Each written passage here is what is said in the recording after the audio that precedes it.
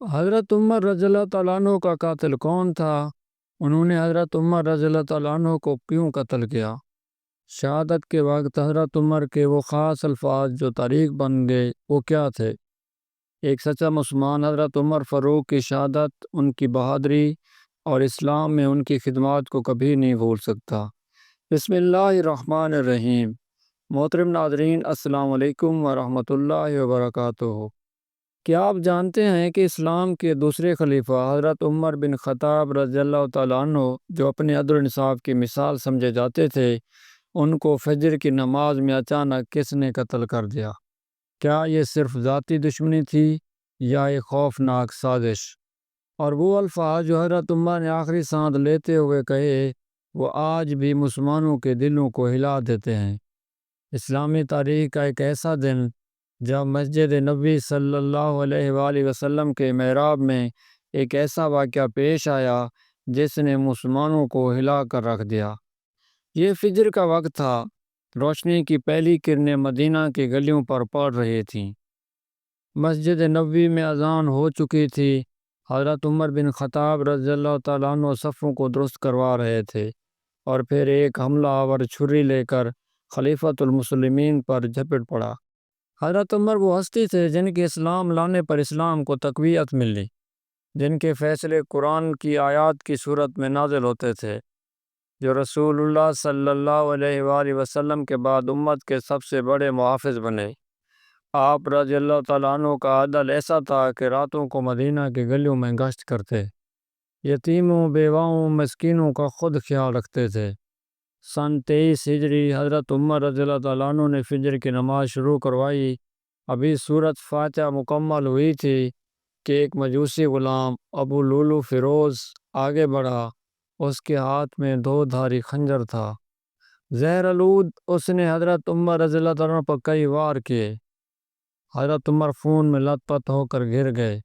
مسجد میں کوہرام مچ گیا، صفیں ٹوٹ گئیں، نماز ادھوری رہ گئی۔ صحابہ کرام رضی اللہ تعالیٰ عنہ آپ کو اٹھا کر گھر لے گئے۔ ابو لولو فیروز ایک مجوسی جو حضرت مغیرہ بن شعبہ کا غلام تھا، بظاہر وجہ یہ تھی کہ وہ حضرت عمر سے شکایت کرتا کہ مجھ پر ٹیکس زیادہ ہے، لیکن حقیقت میں وہ اسلام دشمن سازش کا حصہ تھا۔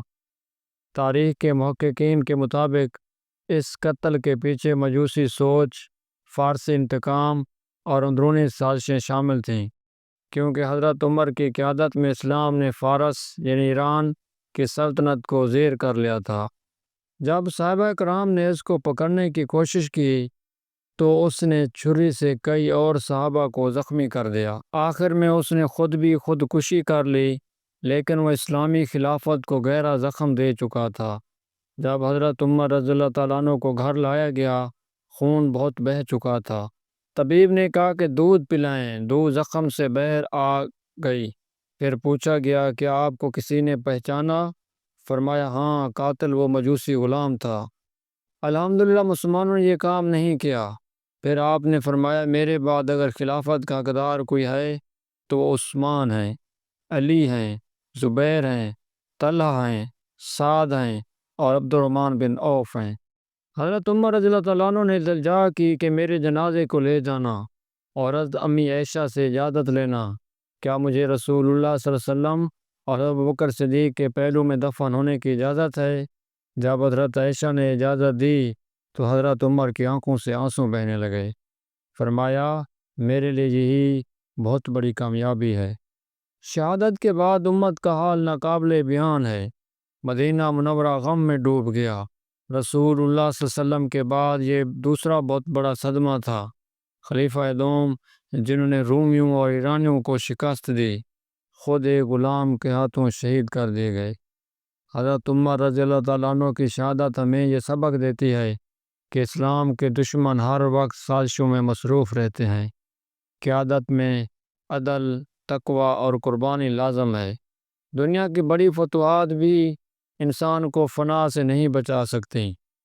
آج جب ہم عثمان مدینہ منورہ جاتے ہیں تو مسجد نبوی صلی اللہ علیہ وآلہ وسلم کے حجرہ میں رسول اللہ صلی اللہ علیہ وآلہ وسلم، حضرت بکر صدیق اور بیچ میں حضرت عمر رضی اللہ تعالیٰ عنہ آرام فرما رہے ہیں۔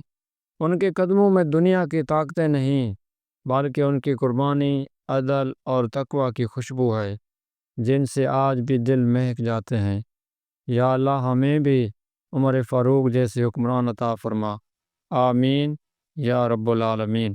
اگر آپ کو یہ ویڈیو پسند آئی تو ویڈیو کو لائک کریں، شیئر کریں اور ایک اچھا سا کامنٹ کریں۔ جزاک اللہ۔